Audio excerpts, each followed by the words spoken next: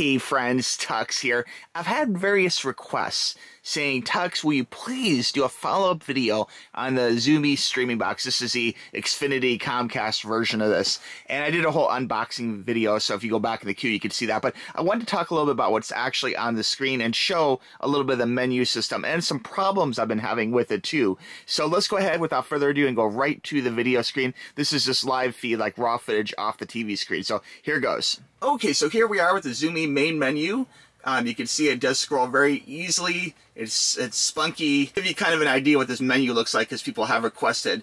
Now, as far as cutting the cable, again, this box offers a lot. Maybe even more things I really need. Like I don't really need to have like Heritage Month or any kind of special thing, you know. But it's nice that it has a lot of options, and there's a lot of free options in here too, you know. So I mean, from main things that people use every day, to scroll back up here, it's kind of like a main bar here, main apps, and this does auto-populate with things that you use the most. Like for me, for example, using like Netflix, YouTube, Disney Plus, Hulu, Xfinity Stream, Prime Video, Apple TV. These are things I use the most. I did notice that this Xfinity Stream I don't use as much as these other ones, but it seems like it's always populated here towards the front. It's not number one, but it seems like they keep it in the top like 5 or so pretty much at all times, you know. But if you do use one of these different options here, one of these different streaming services, it will actually boost that to the front more, you know. And you can add things to this too, you know,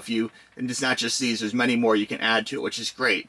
Now, as far as speed of use, that kind of thing, I do use it for Netflix and probably YouTube the most, okay? And here's YouTube as an example. Just going through my Tux, hopefully there's nothing too embarrassing here in my queue.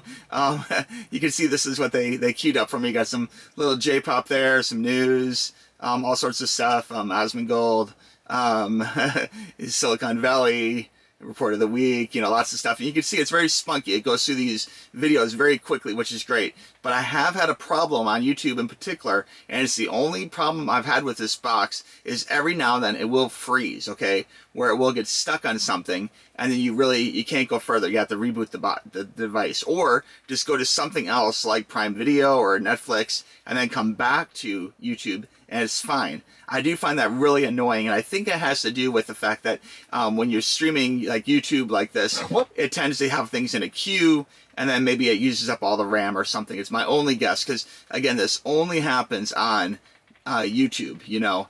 Now, if we want to scroll out of YouTube here, we just hit the back button on the remote, and the remote is available in the unboxing video. I go through a full kind of deep dive on the remote, but it's your typical remote. There's nothing really too much to show you. In fact, I got the room kind of dark here, so it'd be hard for me to show you. But you can see here's the other streaming services, and you know, these are all, you know, Netflix, you know how these things work.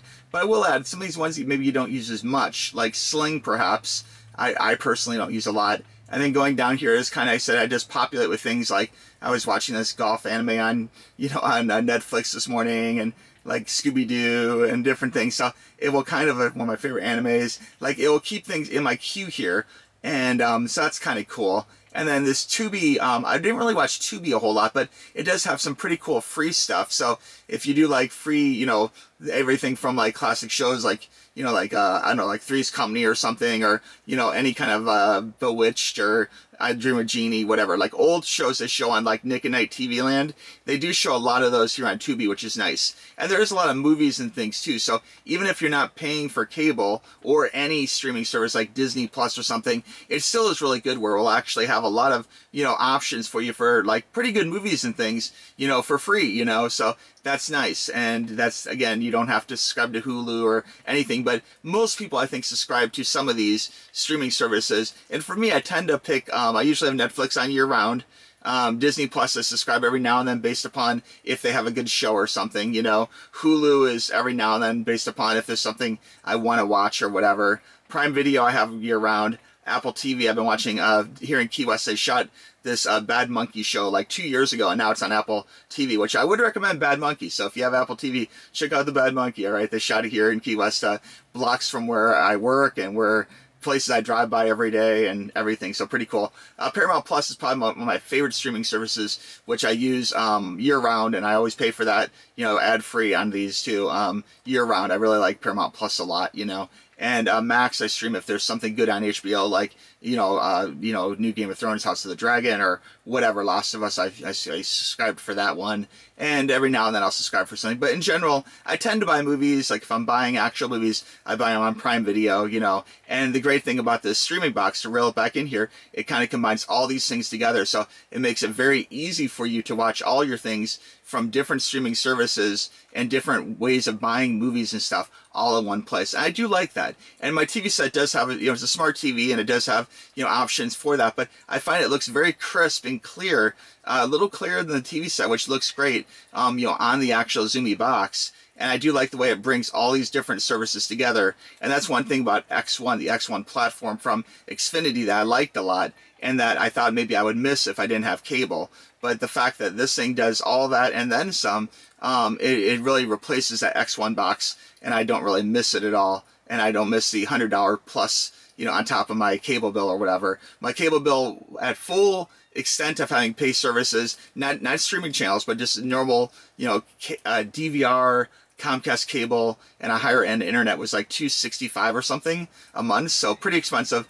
And now my cable bill is about $110 for internet, higher end internet, and no TV. And the XUMO box Comcast give to you for free to use, which is great, because it's a nice little box, and it basically rewards them with keeping their, Xfinity stream at the top of your queue, somewhere in the top of your queue, and I do have some movies that Xfinity has given me over the years, like about 20, 30, top tier movies, like, big blockbusters from the 90s, Independence Day, different Home Alone, things like that, classic movies from the 90s to 2000s that they give me for free, and now I have a way of reaching those movies if I want to watch them, So anyway, that's it, guys. If you have any question about the XUMO box, please let me know. I can deep dive further into this menu system, but you can see it's very quick, and the only problem I've had is occasionally YouTube locks up.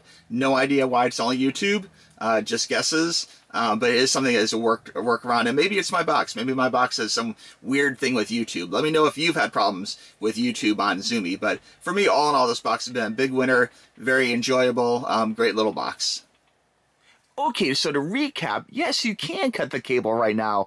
I mean, it really is something I'm glad I did. It saved me some money on my cable bill, because I honestly haven't been using cable for a long time. I was just really hesitant to, because of the difference in price of internet from Comcast if you have cable or don't have cable. But honestly, it was totally worth it, And the XUMO box is a good way to go. I actually find myself using this over my smart TV's menu system, because it has some additional features the smart TV just doesn't have, So this did really, besides having an add-on box, something extra plugged into the TV, it really is worth it to me, because it really brings a lot of things together, And that's one thing I really liked about Comcast Xfinity's X1 platform, And that's why I paid for it. So anyway, guys, I would say it's a winner. I'd say go for it. If you have this available to you on a different cable system or internet system or whatever, it still is a great system. You don't have to have Xfinity or Comcast to get this. This is from various systems, and you can buy it on its own, I believe, too. So if available, I'll have a link for you down below in the description. But I'd say it's a good purchase. It's well worth doing. It'll save you some money. And honestly, like, who watches cable? Like, everything is streamed, for the most part. And so the time is now. Cut that cable, okay?